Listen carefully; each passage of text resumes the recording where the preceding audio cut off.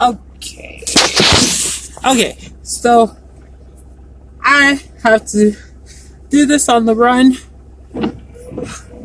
because my sister Penny is it's our sister Angel's wedding. I mentioned that. And so I'm gonna start this live in Stu. And if anybody doesn't know who Stu is this beautiful Ford Explorer heading to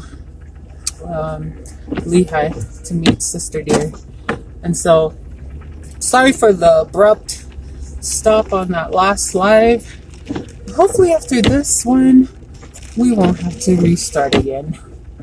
So, as I was saying, just to backtrack, people either don't find value in what I have to say, or because they've lived around me and has seen me heavily involved with the community ever since we moved here. Whoa, okay, let's just cause an accident already. Ever since we moved here from Carson and Gardena, California, back in the 90s, joining the church, they just don't find value. And it took me a long time to accept that, because again, going back to those local people that receive the support and the following that don't really take their being a role model as seriously as I take it, can be trying, can be discouraging. And so it almost feels like this live is the awakening of how much I am coming to see that as long as I know why I'm doing what I'm doing. And a saying that we have in our choir, Divine Heritage, is that like when we're starting to prepare for a fireside, we say, who's supposed to be there will be there.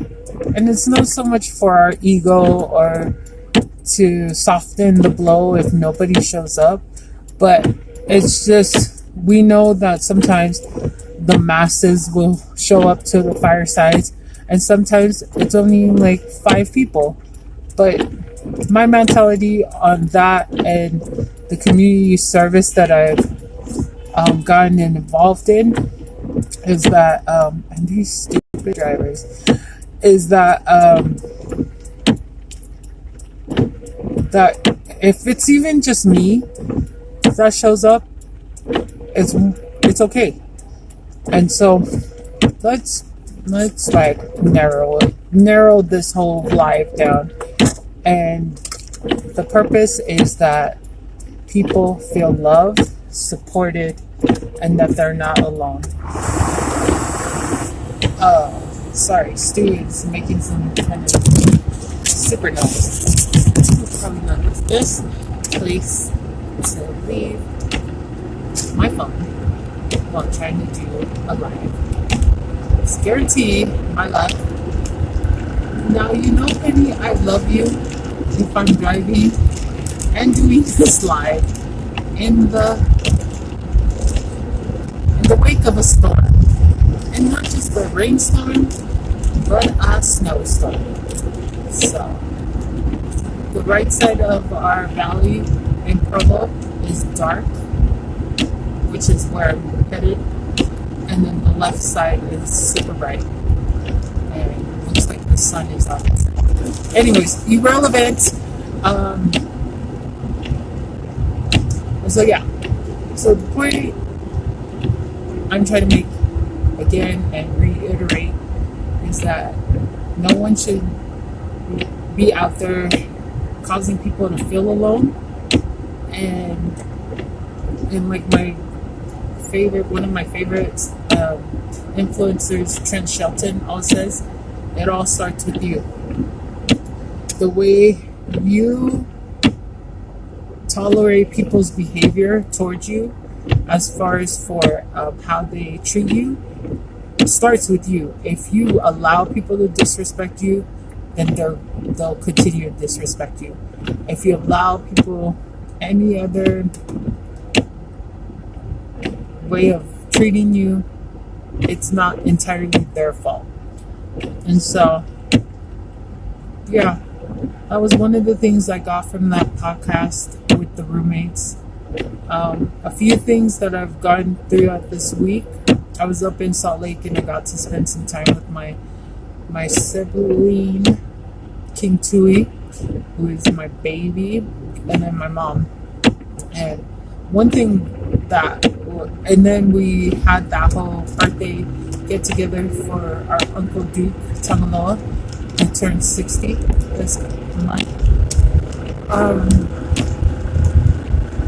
And what I am starting to appreciate is the time that I spend with my family. I know at the beginning of the live, I was talking about how much I love my me time, but I've also equally have loved the time that I have with my family. And I credit that to maturing and mindset and understanding that with so many people recently passing away, that time is not on our side, and that we should be wanting to spend time with our family. Now, I say that with the knowledge that, yeah, a big part of the reason why I'm not spending time with my family is because I moved out to Provo. But you have to also remember that to be with family and to give back to your community and your friends, you have to take care of yourself. My dad, and I think I've shared this like 2 lives ago, my dad is a big, adamant supporter of you can't serve anybody unless you start with serving yourself, loving yourself in an unselfish way. A lot of people get major slack because they take opportunities to love themselves and to what that hashtag do you, when they do themselves and they're trying to better themselves, a lot of people who aren't doing the same thing will start to hate on them and will start to make them feel like they're a bad person for looking out for themselves. But if you think about, like when you're on the airplane, the stewardess doesn't say put the mask on the person that's sitting by you first and then put the mask on you. You're not of any help to somebody if you're dead or injured. So they say put the mask on yourself first and then put the mask on them. And I think that's the biggest thing in life right now that I'm learning is that I can't take care of anybody. I can't be effective for my present family, my past family, or my future if I'm not taking care of myself. And so I know this is a long-winded live, but I am also just waiting for people to hopefully come in. What? Oh my gosh, I love you guys that don't know how to drive in the rain and change lanes, because you guys could have witnessed a car accident right then. I probably should stay home. But since I love my sister Penny, and I'm not blaming you, Penny, that I almost got into a car accident, I'm just saying. Okay, so highlights for this past week, and hopefully will be motivating to you folks, is what I said, spending time with my family, understanding that just how much my mom has done for myself and our family.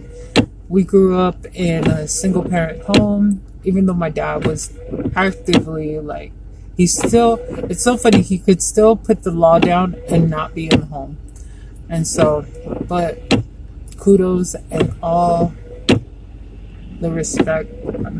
I'm my mom's biggest headache, but all the respect goes to her for not only raising us kids on a single parent budget, but just raising us to, no matter what we and where we would go in life, to always remember God. And so, segue into that, I was thinking of one of my missionary stories, because a lot of what the podcast said, and a lot of the way I live my life and try to live my life, is on the principle of faith. And so Tare and I were talking about hope yesterday, and she really opened up my mind, because we were talking about why is it so hard for us to be quality women and not receive quality men, not even men, but quality man, to recognize our worth. And the gist of it was, we need to go back to the basics, which is concentrating our lives and our focus on our relationship with Heavenly Father. And I made a comment to her. I was like, I don't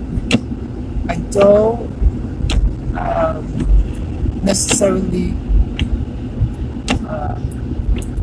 doubt that I will have a spouse. What I need to be working on is increasing my faith that Heavenly Father will bring that spouse. And then I told her, like, about, and if it wasn't this conversation, I've told her in the past, I'm like, man, there are days when I'm like, oh my gosh, I'm so grateful I'm not married, because I don't think I could handle if he cocked an attitude, or if we couldn't afford this, or I think it was last month, I had the opportunity to,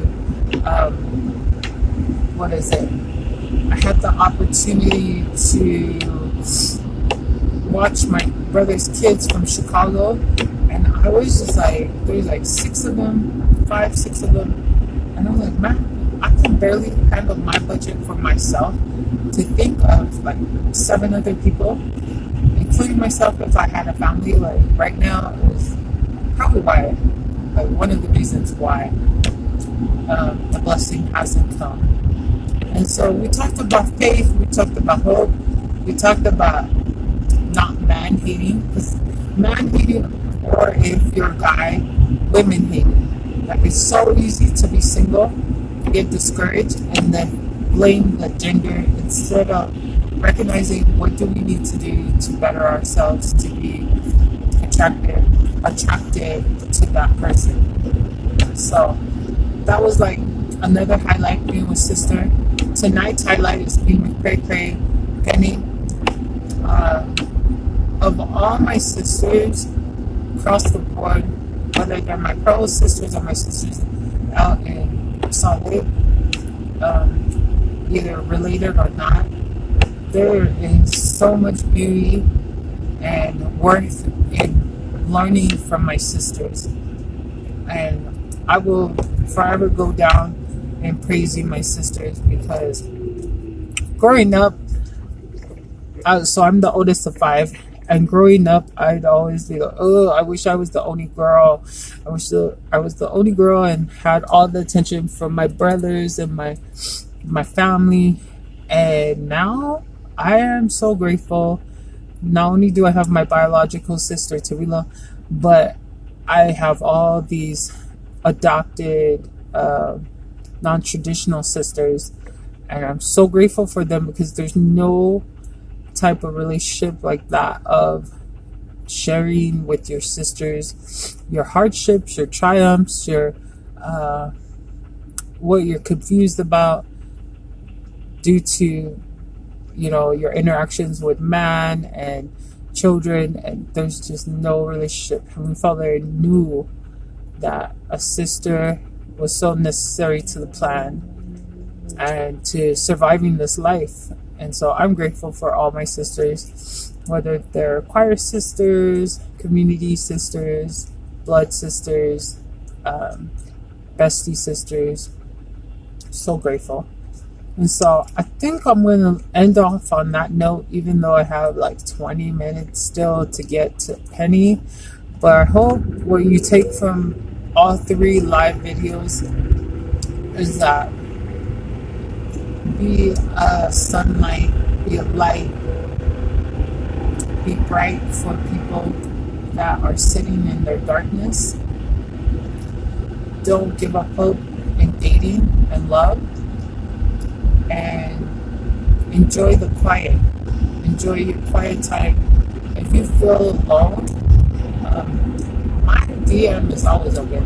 Not that I'm asking you to slide in my DM, but I'm asking you to DM me so I can help you. If you're needing someone to vent to, a soundboard, or just someone willing to share time, like, of course, the DM is open,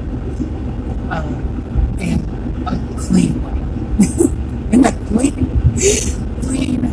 loving way. Not no crazy stuff that I hear people be getting.